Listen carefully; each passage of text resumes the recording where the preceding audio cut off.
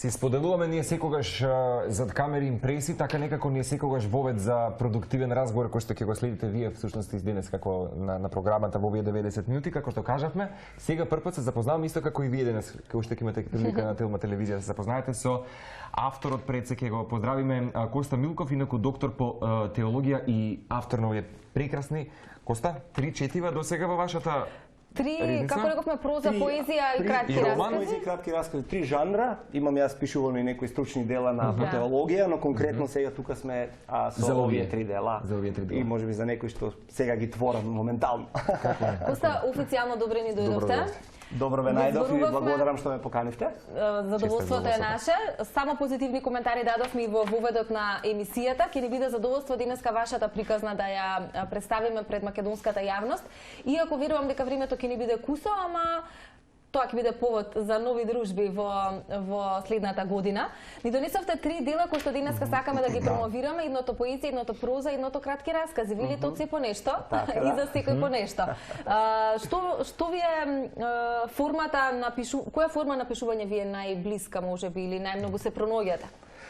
Всушност, јас би рекол краткиот расказ е нешто најблиско што доаѓа до мене, најлесно тече од мене, како таков.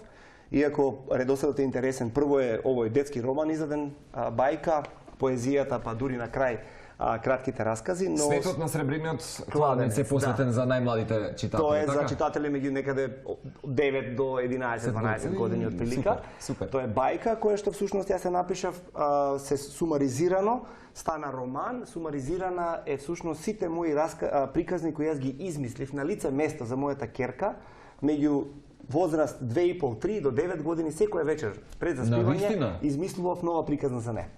И буквално секоја запишавте? Не. А потоа ова излезе затоа што беа стотици, илјадници, не знам колку приказни. Од нив јас сублимирав една голема приказна која стана бајка и роман. Ова заслужува и филмско дело некое.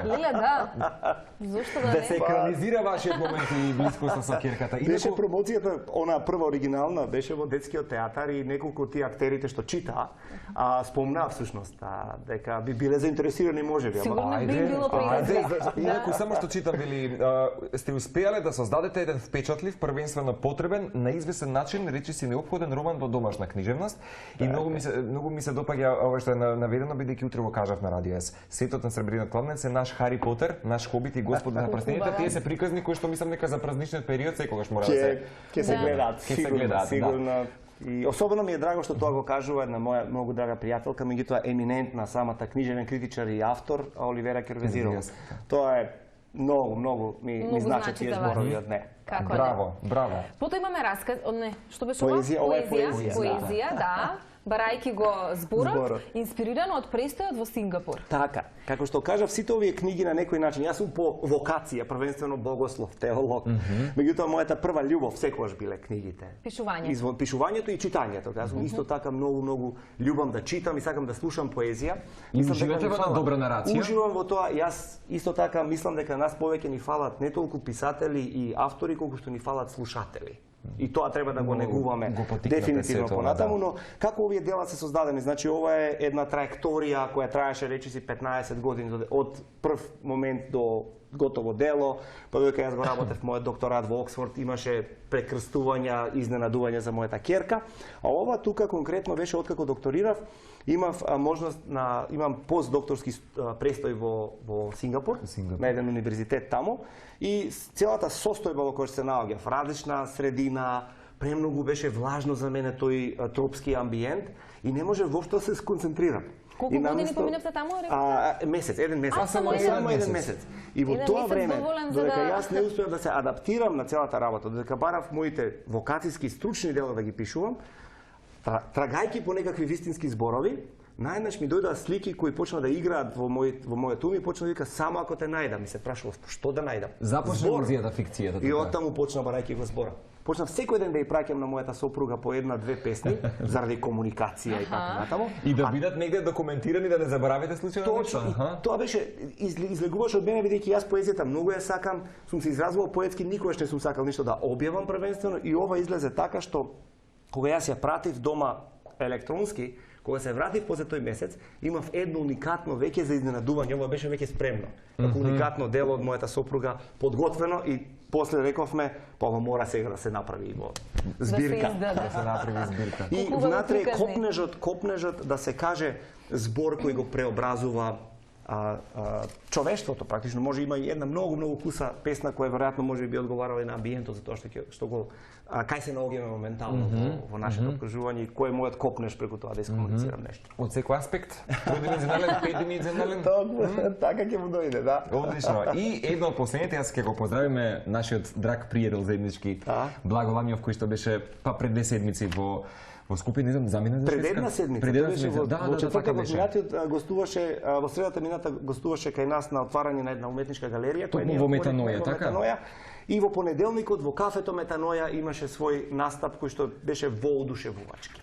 Промовирајќи го всушност и неговиот албум Nostalgic Love. И јас имав прилика исто така да кажам збор-два за нешто што го сметам за веќе по мојне, јас би го нарекол тоа веќе национално богатство. Толку е добра. Толку е добра. Се надам дека исто како вашето перо и некој ќе го забележи токму тука, бидејќи тој на убава позиција сега, нели, во театарот во Стокхолм, така таму креира он.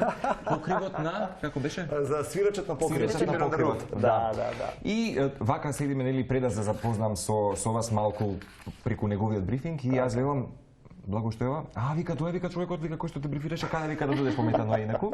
Светот на сребрениот кладенец и беше ставен нели на маса. Јас велам веднаш мора да го договорам викам Коста за нашата публика.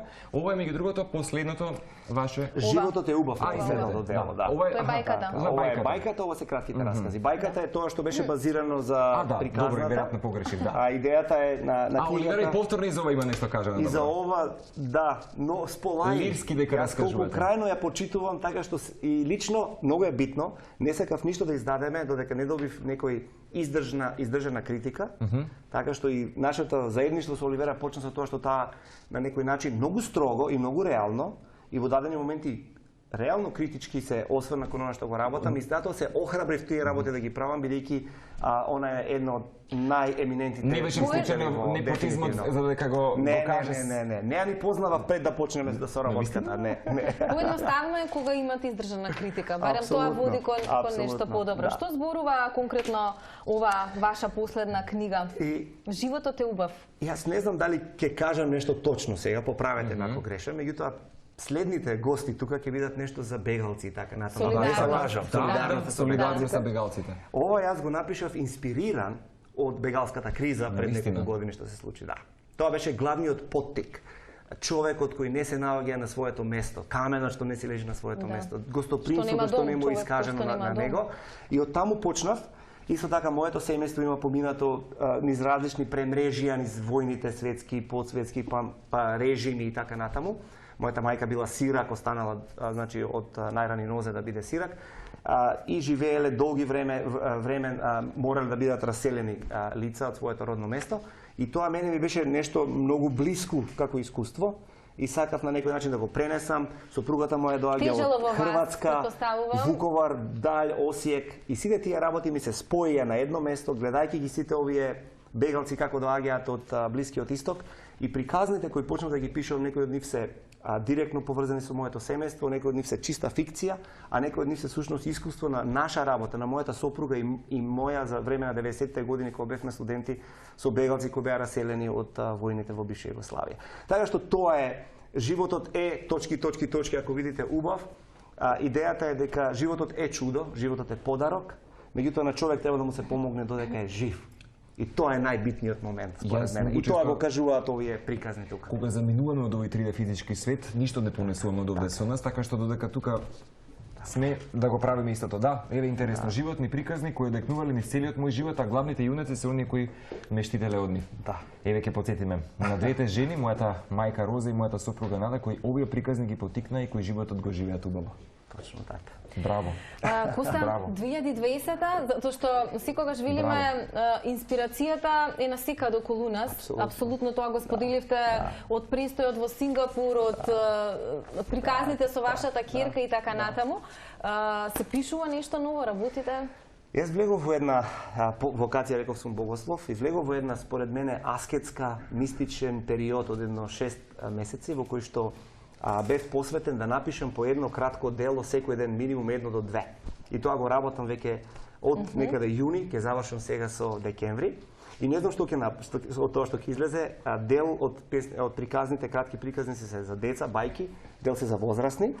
А најубавото нешто што успеав да го направам, ние сме кумови на едни наши многу драги пријатели кои живеат во Австрија, и што туку успеав да направам една посебна книга која ќе биде посебно дело со 9 приказни кои определуваат 9 посебни бројки и символиката во тие бројки е определена. Треба да излезе од печат 5 премироци до понеделник и ќе ја праќаме за Виена за Божиќен подарок. Тоа сега многу брзо значи. А другото со другите 200 или не знам колку раскази што ги имам, тоа е издавачот Метаноја нека размислува така што ќе прават не со таа работа. Точно така, да. Коста, бидејќи рековте многу сакате поезија, јас избрав една песна, па ако се согласувате, може вие да ја прочитате. Јас да ја прочитам. Да, затоа што се вели малку ни треба, а и во таа насока за тоа колку навистина малку ни треба во животот, така? За да бидеме среќни. Еден поглед. Да. Уживајте во оваа прекрасна песна. Пред 3 месеци некој од Иран имаше потреба од виза и јас бев тој што се поврза со нив да им овозможно да дојдат во Македонија.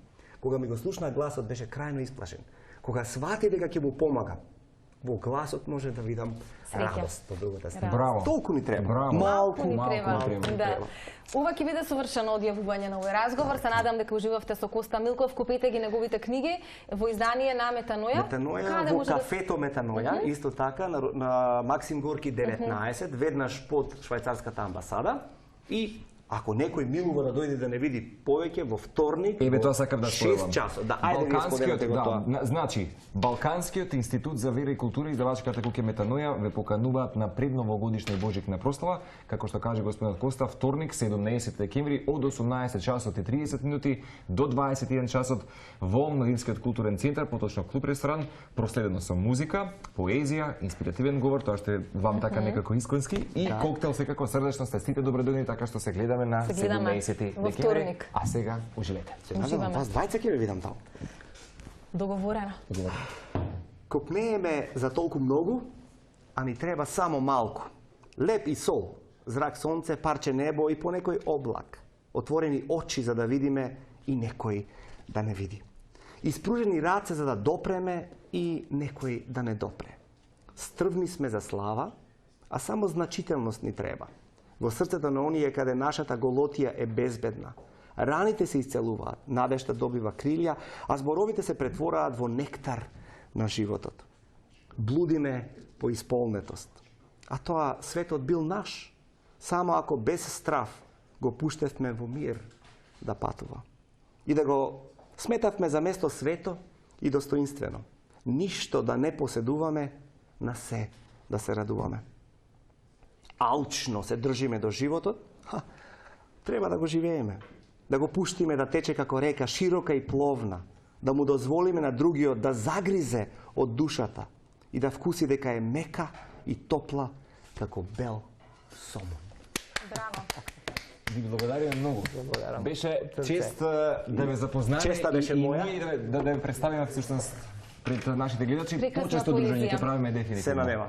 Одлично, уште нас подсетуваме, 17 декември се гледаме токму во 18:30 во МКЦ клуб ресторан.